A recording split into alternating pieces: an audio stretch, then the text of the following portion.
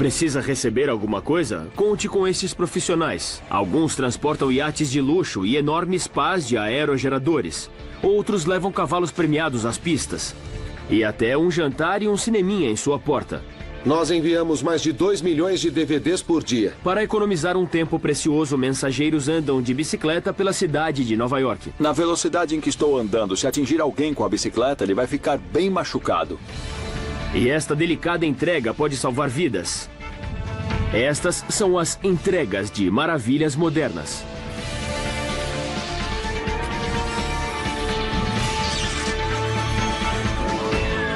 Maravilhas Modernas. Quase todos os produtos necessários para a nossa vida são transportados de navio, trem, caminhão e avião. A cada ano, somente o Serviço Postal dos Estados Unidos entrega 1 bilhão de pacotes e documentos urgentes. E ainda outro bilhão de correspondências. Já a FedEx entrega 2 bilhões de pacotes e documentos. E a UPS, a maior empresa de entregas do mundo, chega a 4 bilhões. Mas transportar um item superdimensionado que pesa mais de 6 toneladas e tem cerca de 1/3 do comprimento de um campo de futebol americano requer outro tipo de entrega. Estas são as pás de um aerogerador no porto de Houston. Com a necessidade e o desejo de energia renovável aumentando, há um pico de produção de sistemas de turbinas eólicas ou aerogeradores. Empresas como a GE Energy fabricam e enviam esses sistemas o mais rápido possível. A energia eólica nos Estados Unidos cresceu sensivelmente nos últimos anos. E a GE, como a fornecedora número 1, tem um papel importante nisso. No ano passado, entregamos mais de 3 mil aerogeradores. Outra maneira de pensar em números é dizer que fazemos um aerogerador de 3 em 3 horas. A cada 3 horas, uma turbina eólica sai da linha de produção e passa por um processo logístico para chegar ao local do projeto. Os clientes compram com 1 ou 2 anos de antecedência. Fabricadas no Brasil, estas pás fazem uma viagem sem paradas até Houston em cerca de 3 semanas. A GE projetou os suportes especialmente para que as pás fossem carregadas de 2 em 2. Eles são fixados ao convés com correntes e braçadeiras e podemos transportar com segurança pelo mar. Algumas pás são colocadas no porão. Na maioria das vezes, elas ficam no convés. Os suportes podem ser empilhados um em cima do outro. A viagem marítima das pás é a parte mais fácil. Movê-las em terra é o verdadeiro desafio. Essas pás que temos aqui têm 37 metros e, dependendo do tipo de turbina que vendemos, elas podem ter 40 metros ou 48 metros. Mas essas aqui são de 37, cada pá tem 5.900 quilos e é feita de fibra de vidro, com alguns elementos estruturais de madeira. Antes que as pás caiam na estrada, precisam ser preparadas para a viagem. Este é o pátio de armazenamento. Elas ficam aqui temporariamente antes de serem colocadas em caminhões e serem entregues nos locais de destino. Podemos guardar até 720 pás neste pátio. Aqui, os funcionários removem os suportes colocados para a remessa. Eles serão devolvidos ao Brasil para serem usados em um novo envio de pás. Em seguida, a equipe instala novos suportes que ajudarão a fixar as pás nos caminhões. Bom, essa remessa veio com 36 conjuntos de pás. Cada aerogerador tem 3 pás, então são 108 pás. Estas 108 pás serão transportadas em pares, em 54 caminhões que foram montados especialmente para isso e têm quase 23 metros a mais que um caminhão comum. As características únicas desses caminhões é que eles foram montados especificamente para aguentar não só o peso das pás, mas também as dimensões delas. Essa carga é complicada, é uma carga especial. Olhando bem para uma pá de turbina eólica, ela é quase um derivado de uma asa de avião. Ela foi projetada para voar e ganha um pouco de sustentação quando está no reboque. Não se entrega a chave destes caminhões a qualquer um. Os motoristas passam por um programa de treinamento e segurança bem rigoroso. E antes de pegarem a estrada sozinhos, são mantidos na empresa sob supervisão por cerca de 1 ano antes de poderem fazer parte de um time de 3 motoristas. Os caminhões viajam em grupos de 3 veículos e cada comboio tem escolta policial. 3 caminhões entregam 2 conjuntos completos de pás. É a segurança e eficiência em equipe. Eles se ajudam quando tem algum problema na estrada. Um ajuda o outro a colocar as pás nos reboques. Quando chegam ao destino, um ajuda o outro a descarregar as pás. Eles trabalham juntos como uma equipe. E os caminhões ainda são equipados com um recurso especial, devido ao enorme tamanho das pás. Esses reboques são dirigíveis. Isso quer dizer que, com essa carga longa, não só as rodas do cavalo viram, os eixos do reboque também viram. Isso permite que a gente entre e saia de lugares apertados. No carro de escolta que segue o caminhão, o motorista ou o assistente fica com um controle remoto. E eles ficam bem atrás do reboque. Com esse controle remoto, ele pode controlar os eixos traseiros. Me avise se for precisar de ajuda nessa curva. Tem uma curva fechada chegando. Ok. O maior desafio é manter o fluxo. Se em algum ponto o fluxo das peças parar, começamos a atrasar. Preciso saber quantos caminhões são, quantas escoltas policiais temos e quais são as autorizações exigidas em cada estado. E realmente entender os detalhes e trabalhar com todos os parceiros ao longo do processo para lubrificar a máquina e fazer com que tudo possa fluir bem. Tudo isso pode parecer esforço demais para entregar o que parecem pás de ventiladores gigantes, mas o resultado vale a pena. Cada turbina equipada com 3 pás irá gerar 1,5 megawatt, o suficiente para suprir mais de 500 casas. A gigante das entregas UPS também tem sua cota em pacotes especiais. Tubarões-baleia são transportados em um container com água salgada com um sistema de filtragem super avançado. Pandas viajam em jaulas feitas sob medida, garantindo sua segurança até a entrega. Os pandas certamente são um tesouro da China, mas talvez o item chinês mais precioso entregue pela UPS sejam os guerreiros de terracota, estátuas de antigos soldados chineses e seus cavalos, que datam de 210 a.C. O exército funerário, cujo objetivo era ajudar o poderoso imperador Qin na vida após a morte, foi descoberto em 1974. Cada estátua é inestimável e extremamente frágil. Como elas poderiam ser encaixotadas, carregadas e transportadas para uma exibição em um museu americano? Em 2008, a UPS aceitou o desafio. Primeiramente, transportadores chineses vestiram luvas para inspecionar cada estátua. Algumas delas ganharam uma proteção extra em áreas que poderiam quebrar mais facilmente durante o transporte. Depois, os guerreiros foram colocados em uma plataforma com uma camada de espuma. 2 faixas de espuma fixaram cada estátua à plataforma. Então, os transportadores cuidadosamente colocaram as estátuas em caixas individuais, que foram de caminhão até o aeroporto de Xangai para embarcar no avião da UPS. No aeroporto, funcionários da UPS supervisionaram as caixas enquanto elas eram transferidas para pallets, antes de chegar ao avião. As peças saíram de Xangai, na China, em 4 de maio. Fizeram uma escala em Anchorage, no Alasca, e finalmente chegaram a Ontário, na Califórnia. Do avião, os guerreiros foram para um hangar de carga, tudo sob o olhar atento de autoridades locais. Em seguida, foram cuidadosamente transferidos para caminhões da UPS. Uma vez na estrada, o comboio e sua escolta policial fizeram uma viagem de quase 50 quilômetros do aeroporto até o Museu Bowers, em Santa Ana. Apesar de a maioria das encomendas não ter o valor e o prestígio do exército de terracota, a UPS faz cerca de 16 milhões de entregas por dia. Mais de 2 milhões de pacotes viajam de avião diariamente, e a maioria deles passa por aqui. O Worldport, terminal da empresa em Louisville, Kentucky. Temos outras unidades, mas esse é o maior terminal que temos na nossa rede.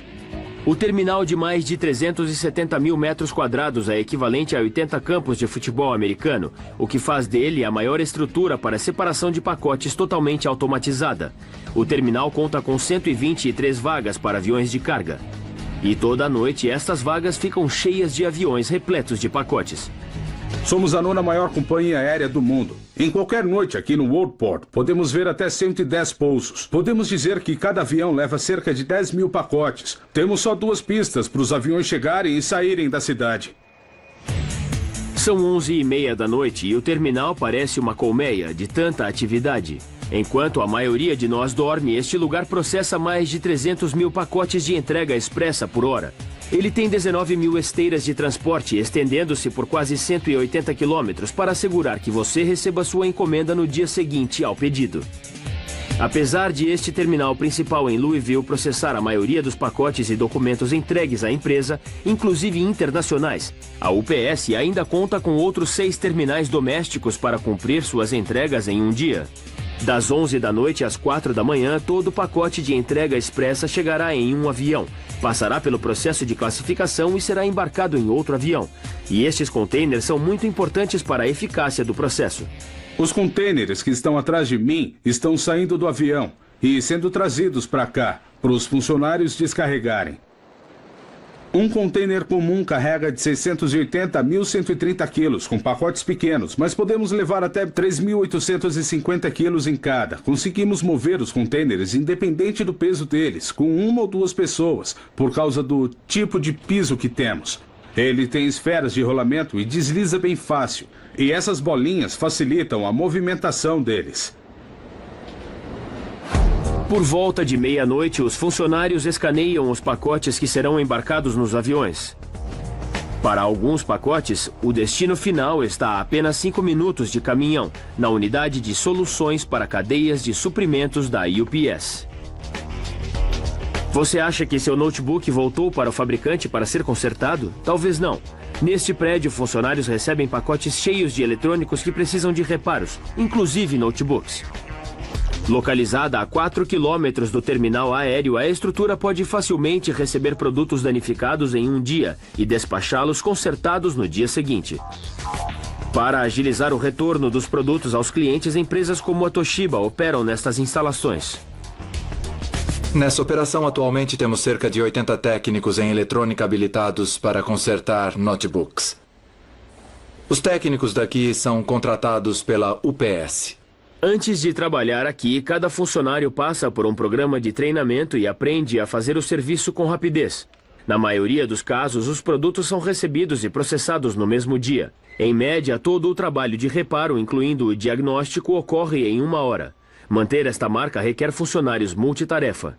Aqui, cada técnico trabalha na sua estação, mas é muito comum vê-los trabalhando em vários produtos ao mesmo tempo. Como o centro de distribuição de peças fica dentro da oficina de reparos, as peças solicitadas pelos técnicos chegam a eles em minutos. O computador é consertado, empacotado e preparado para entrega, via UPS, é claro. Não se conserta computadores neste segundo prédio satélite. A cerca de 5 quilômetros do terminal da UPS, a Clearwater Frutos do Mar opera uma espécie de hotel da lagosta. O prédio é basicamente um armazém de lagostas vivas que usamos para trazer as lagostas do Canadá. Nós as trazemos de caminhão até essa estrutura. Quando chegam, colocamos as lagostas na água para ficarem mais frescas e mais vivas e ficarem prontas para a viagem até o consumidor final.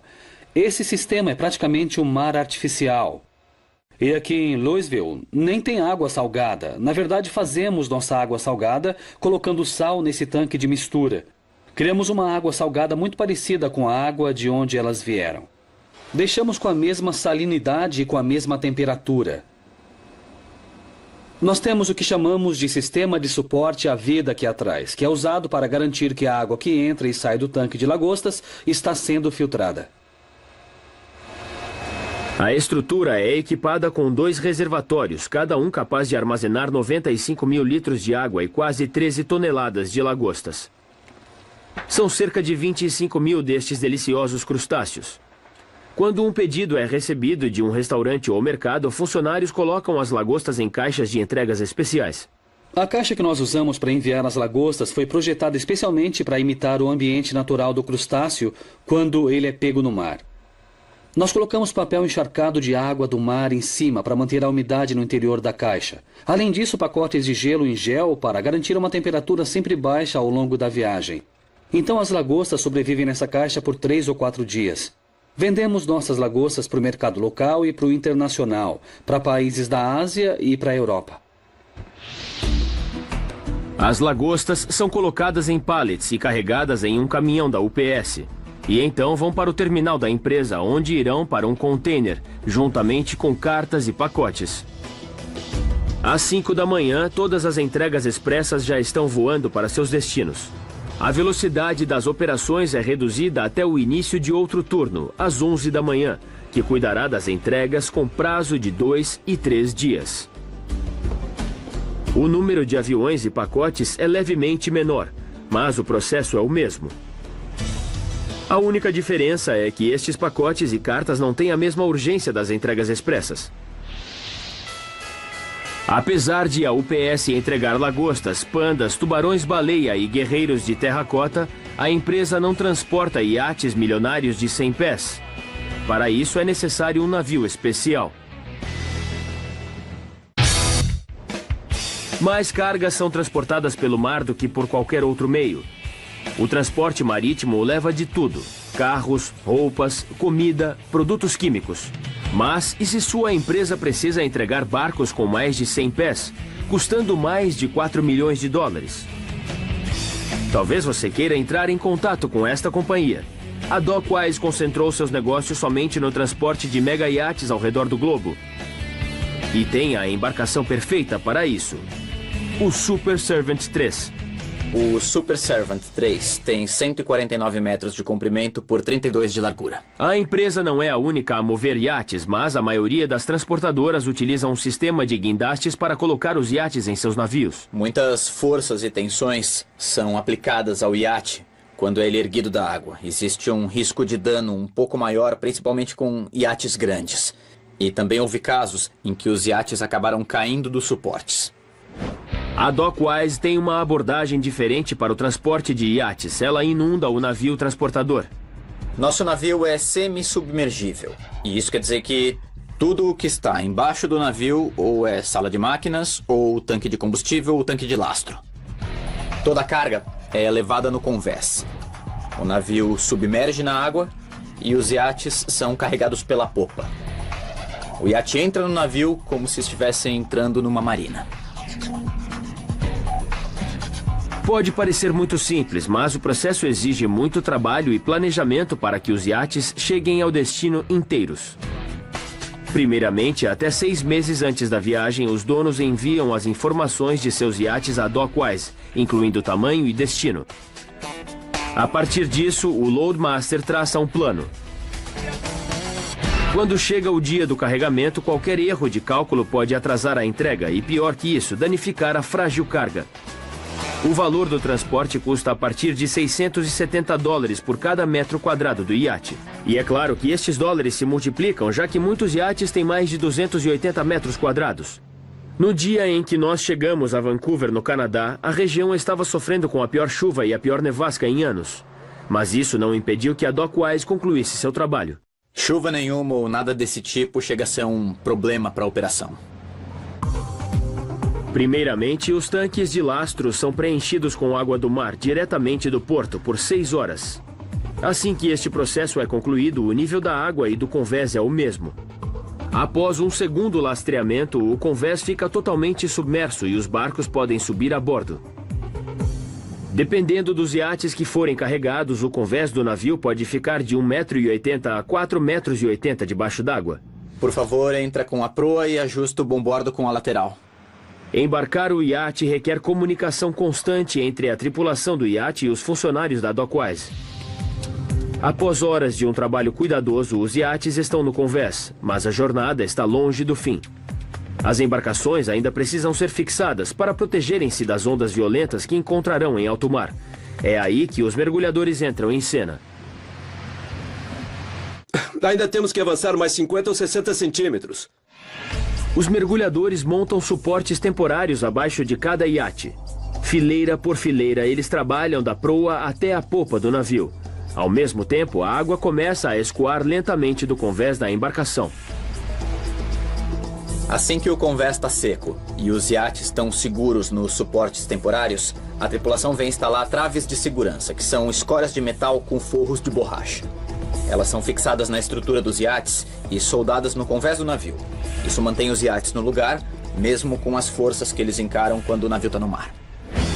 Quase 2 dias se passaram desde a hora em que os tanques de lastro começaram a ser preenchidos, mas agora o navio está pronto para zarpar. A viagem leva até 3 semanas, dependendo do destino. Descarregar os iates geralmente é bem mais rápido. Na verdade, é o oposto exato de carregar. Enquanto iates multimilionários dependem desta entrega marítima, outro tipo de produto multimilionário é entregue pelo ar. A empresa de remessas Tex Sutton se especializou em transportar puros sangues premiados por todos os Estados Unidos e parte do Canadá. A empresa faz parte de um negócio que anualmente leva bilhões de dólares em cavalos às pistas de corrida ao redor do mundo. O trabalho da Tex Sutton geralmente começa em lugares como a fazenda Winding Oaks, em Ocala, na Flórida. Os cavalos são retirados dos celeiros e colocados em caminhões-baú rumo ao aeroporto.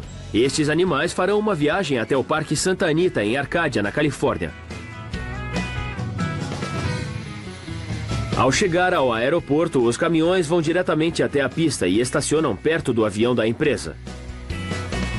A cada ano, a Tex Sutton retira e entrega cerca de 3.000 cavalos. Outras 6 empresas dos Estados Unidos fornecem um serviço similar. Este é um avião de carga normal, mas ele foi inteiro reformado para os cavalos. O interior do avião é basicamente igual a um caminhão para cavalos. Cada divisão leva até 3 cavalos. A Tex Sutton projetou um Boeing 727 instalando 21 baias, similares às usadas em caminhões para o transporte em terra. No fundo do avião, há 16 assentos para a tripulação da Tex Sutton e para treinadores que queiram acompanhar seus cavalos. Os animais são dispostos de acordo com a maneira que serão descarregados no destino final. Se um caminhão for pegar 5, eu tento juntar todos eles, isso se for possível. Mas se for preciso, eu posso colocá-los em diferentes divisões do avião e dar uma espalhada. E só prendemos o cabresto. Eu coloco uma corrente em cada lado do cabresto. Cada baia tem sua refeição durante o voo e os funcionários servem água 2 vezes durante a viagem. Assim como ocorre nos caminhões, os cavalos permanecem em pé durante toda a viagem. A maioria dos cavalos que entra num avião já viajou quase a vida inteira. E assim que eles entram no avião, é muito mais tranquilo para eles e até agradável. Ainda assim, os funcionários já tiveram alguns passageiros de 4 patas problemáticos. Tira o boné. Um cavalo fez isso no rosto dele com uma cabeçada. Eu cheguei muito perto do cavalo para pegá-lo com a mão, e ele se moveu tão rápido que acabou me dando uma cabeçada. Alguns cavalos ficam ansiosos, então os veterinários administram tranquilizantes. Os sedativos são suaves e causam apenas relaxamento. Mas às vezes não é o suficiente e os cavalos precisam ser retirados do voo. Quando todos os cavalos são carregados e contados, o avião inicia a viagem de 5 horas. Quando transportamos garanhões, que valem centenas de milhões, existe um pouco mais de pressão do que com os cavalos de corrida mais comuns. Mas o procedimento é o mesmo. Ficamos felizes no fim do trabalho quando eles chegam ao lugar que deviam em segurança. Ficamos aliviados, melhor dizendo. Depois que o avião aterriza, a próxima parada dos cavalos é o Parque Santa Anita, onde aguardam até a hora da corrida.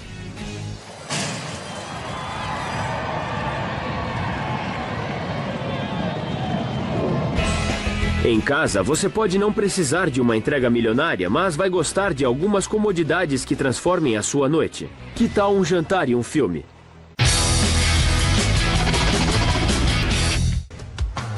Ir jantar e pegar um cinema pode ser o programa ideal para um encontro, mas agora isso pode acontecer em casa graças à habilidade de algumas empresas de entrega.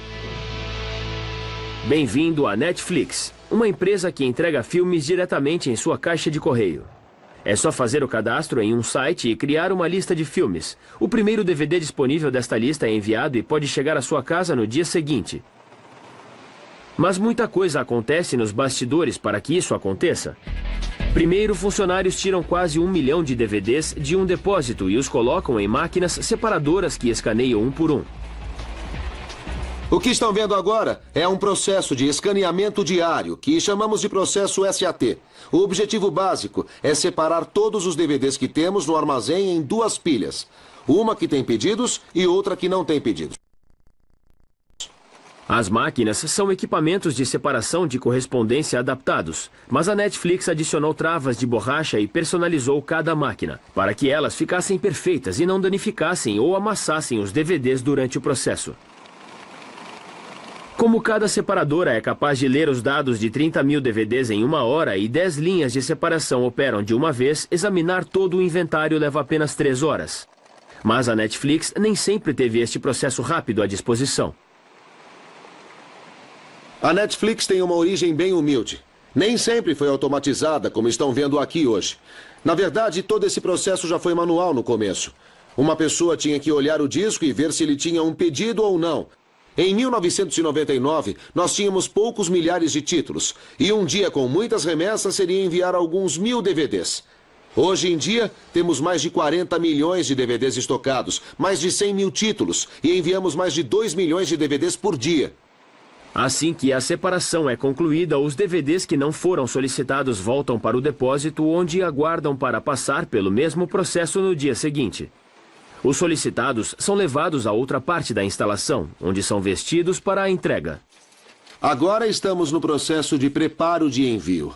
A máquina que está atrás de mim é chamada de enchedora. Basicamente, essa máquina pega envelopes novos e coloca os DVDs que foram pedidos. As ventosas abrem o envelope e um braço insere o disco nele. Aí a máquina dobra o topo do envelope, remove a faixa adesiva, sela o envelope e o deixa pronto para o próximo passo do processo. A Netflix costumava pôr os DVDs nos envelopes manualmente, mas não é rápido o bastante. A máquina que enche envelopes processa até 4.200 unidades por hora, o que é bem impressionante. Na época em que fazíamos isso manualmente, um operador conseguia fazer 650 unidades por hora. Os envelopes cheios voltam às separadoras para os toques finais. A máquina vai ler o código de barras que tem nesta janela no verso do envelope e preencher o endereço de entrega do cliente no envelope. Os envelopes ficam separados por 30 centímetros. O computador lê o código de barras no envelope, determina para qual cliente vai e imprime o endereço correspondente ao cliente. A separadora de envelopes classifica tudo pelos primeiros 5 números do código postal do cliente. Os DVDs estão prontos para a entrega. A cada dia, 5 caminhões de DVDs são enviados desse depósito para o Serviço Postal dos Estados Unidos e daí para os nossos clientes. Em todo o país, 112 caminhões cheios de DVDs são enviados diariamente. O mesmo número volta no dia seguinte. Quando os DVDs retornam na manhã seguinte, mais de 100 funcionários abrem e inspecionam cada disco em busca de danos. Os que passam na inspeção ganham uma limpeza rápida e voltam para a separadora. Quando escaneados, os discos são considerados devolvidos e o próximo filme solicitado pelo cliente será enviado no mesmo dia. Já tem o filme? Só falta uma pizza. Atualmente, o serviço de entrega é a espinha dorsal de toda a rede de pizzarias de sucesso. Na Papa John's, um funcionário recebe o pedido e o registra no sistema. Este pedido aparece em monitores espalhados pelo restaurante.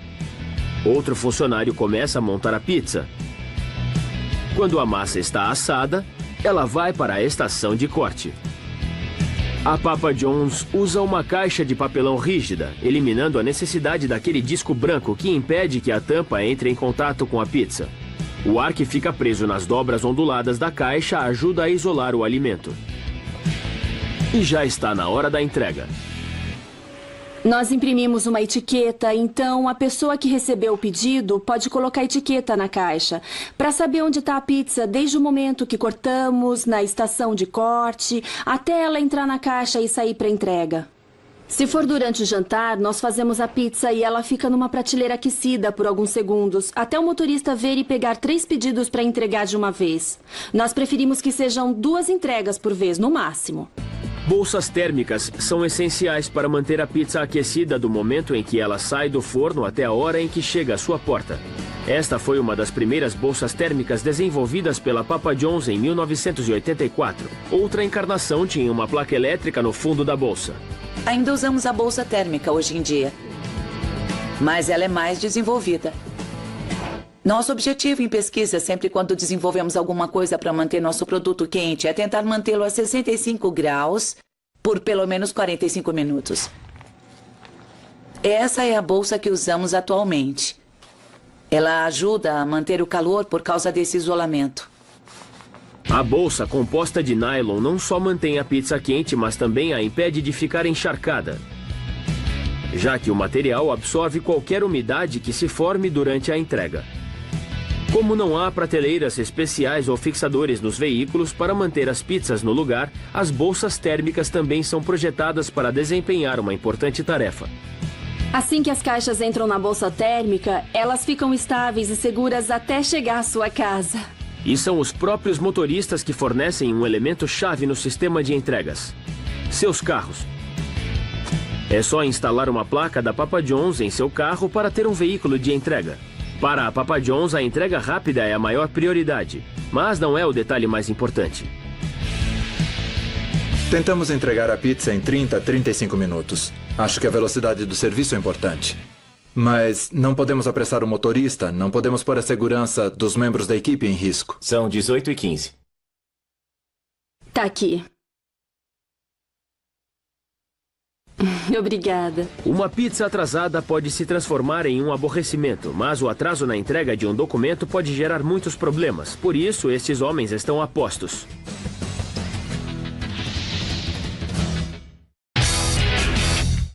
Estes homens têm uma missão. Eles são ciclistas mensageiros de Nova York. Sua tarefa é entregar documentos legais e projetos com rapidez. Eles formam uma comunidade com mais de 1.000 ciclistas.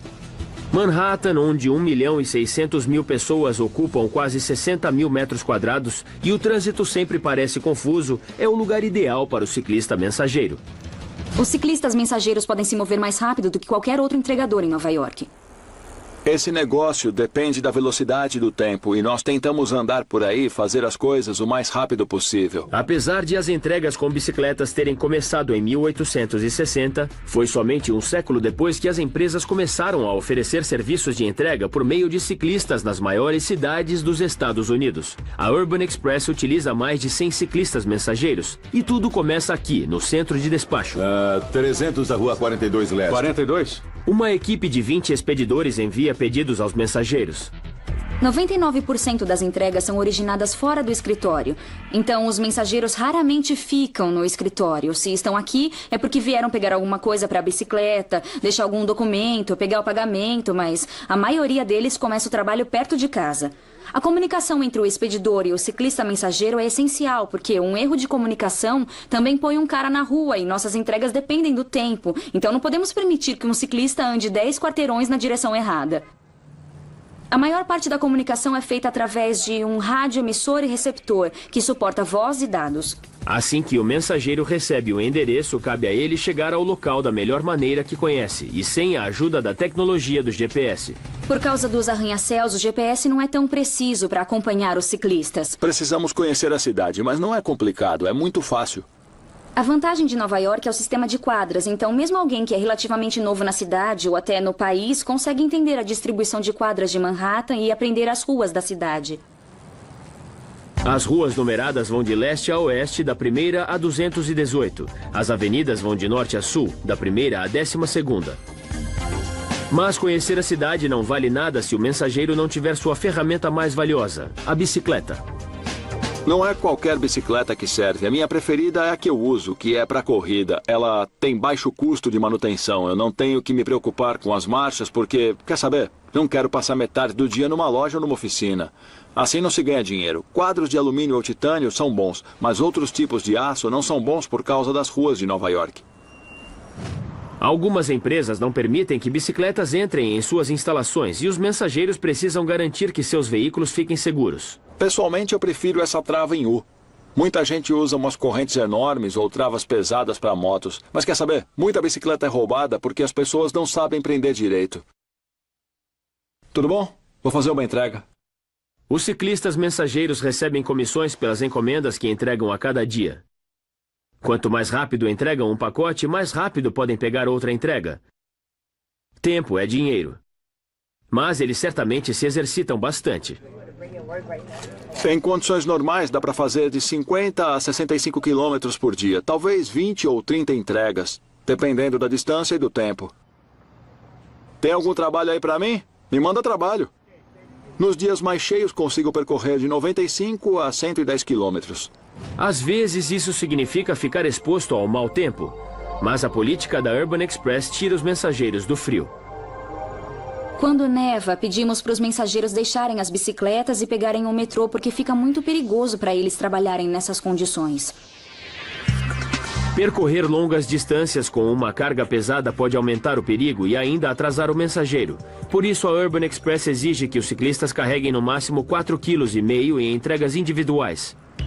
A bicicleta pode ser o meio de transporte mais rápido na cidade de Nova York, mas não é o mais seguro. Mesmo com precauções, pedalar por ruas lotadas em uma cidade sempre movimentada é perigoso. Cerca de 10 ciclistas nova-iorquinos morrem no trânsito a cada ano. Para evitar entrar para esta estatística, os mensageiros operam apenas durante o dia. Isso pode diminuir a chance de acidentes, mas não a elimina. Eu fui atropelado no ano 2000. Na verdade, eu tive sorte. O que aconteceu foi que um caminhão bateu na traseira da bicicleta. Daí eu fui jogado da bicicleta. E a roda dianteira do caminhão passou por cima do meu ombro e pelo meu braço. Por sorte, eu não quebrei nenhum osso, mas eu fiquei com uma distensão feia e vários cortes no cotovelo e no ombro. E depois, ainda levei um bom tempo para perder o medo e voltar a andar de bicicleta. Mas quer saber? A gente tem que vencer o medo e voltar a pedalar. A maioria dos acidentes ocorre quando um veículo vira abruptamente, cortando um ciclista. Na verdade, isso é tão frequente que os ciclistas chamam de gancho direito. E como se os automóveis já não oferecessem risco o bastante, ainda há os pedestres desatentos. Muita gente ainda se esquece. Eu vou dar um bom exemplo. Eu tô com o sinal verde para mim, mas se não tiver carros vindo, o pedestre acha que a rua tá livre e ele atravessa. Eles esquecem que as bicicletas respeitam os faróis, assim como os carros. E isso é uma situação perigosa, porque na velocidade em que eu estou andando, se atingir alguém com a bicicleta, ele vai ficar bem machucado. Mas se o trabalho é tão perigoso, qual é a atração? A liberdade do trabalho, de estar na rua em movimento constante.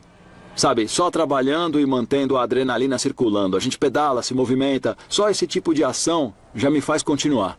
Os riscos das ruas não são a única ameaça para os ciclistas mensageiros. Com a urgência da internet, cada vez mais pessoas escolhem entregar documentos e mensagens eletronicamente.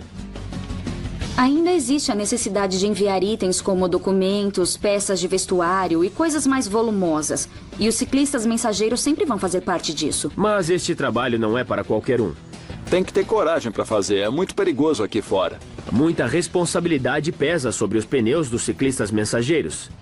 Mas para estes entregadores, cada entrega significa a diferença entre a vida e a morte. Às vezes a vida depende de uma entrega rápida. É o caso nos transplantes de órgãos humanos. Entre 1998 e 2008, cirurgiões transplantaram mais de 450 mil órgãos nos Estados Unidos.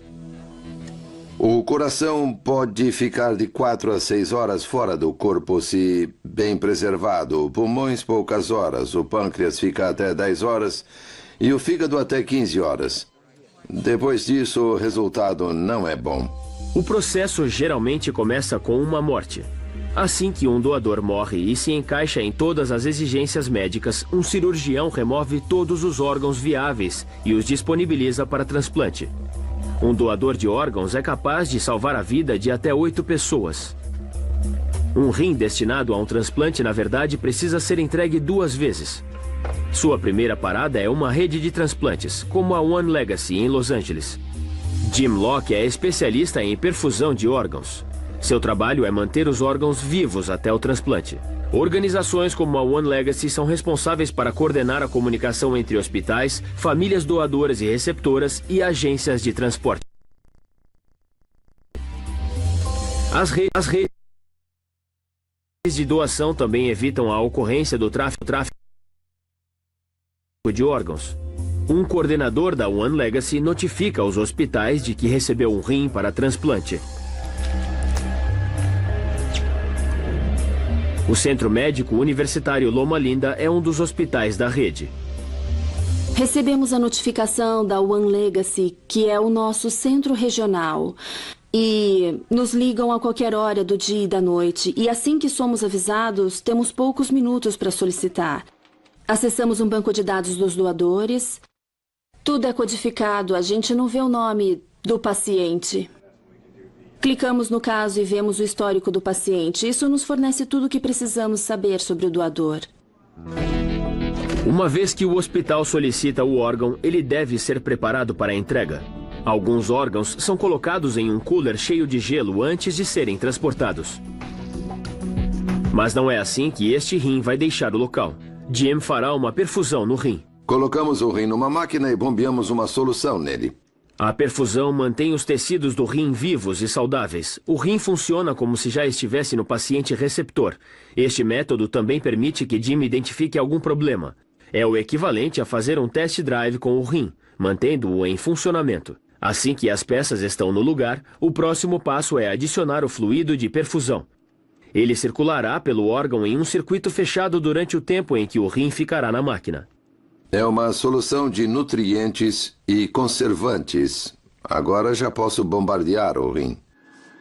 Depois que a máquina está pronta, Jim remove o rim do pacote e o prepara para a perfusão. Agora eu coloco o rim no suporte e ponho esta rede para deixá-lo no lugar. E já posso ligar a máquina. Estou preparando o sistema, tirando as bolhas de ar, porque não queremos passar bolhas de ar pelo rim. Essas bolhas podem causar um êmbolo que vai tomar o lugar do sangue no órgão. E essa área vai ficar sem nutrientes e vai morrer. Agora, eu aperto este botão, fico esperando e assisto. Eu espero ver um fluido avermelhado saindo da veia. Atualmente, a One Legacy coloca apenas rins nesta máquina, mas espera poder usar o processo com corações no futuro próximo. Muito bem. O fluido avermelhado saiu, então já posso colocar a tampa. O rim já está pronto para o transporte. A unidade de perfusão funciona com energia elétrica no laboratório, mas quando é desplugada, pode ser alimentada por baterias que duram até 2 dias sem recarga. Vai ficar mais lento quando estiver na bateria. Agora é só levá-lo ao veículo. O rim vai enfrentar uma longa jornada da One Legacy no centro de Los Angeles até o Centro Médico Universitário Loma Linda, a quase 100 quilômetros. A van fará o trabalho de uma ambulância. Pode ser qualquer carro. Frequentemente usamos entregadores para levar rins. Alguns órgãos podem viajar de van por centenas de quilômetros. Já mandamos rins de São Francisco para Los Angeles. De um modo geral, é mais rápido ir de carro do que enfrentar a burocracia das linhas aéreas. Uma das vantagens de fazer a perfusão em rins é que o transplante é um procedimento eletivo. Órgãos como coração, fígado e pulmão são casos urgentes ou de emergência. É por isso que usamos ambulâncias, helicópteros, jatos e o que for preciso para minimizar o tempo entre o doador e o receptor. Hospitais equipados com heliportos têm a capacidade de chegar ao órgão em vez de esperar que o órgão chegue até eles. A van que transporta o rim faz a viagem da One Legacy até o Centro Médico Loma Linda em pouco mais de 1 hora. Jim passa o órgão para a coordenadora de transplantes. Ótimo. Obrigada. E mais uma entrega que salva vidas é concluída.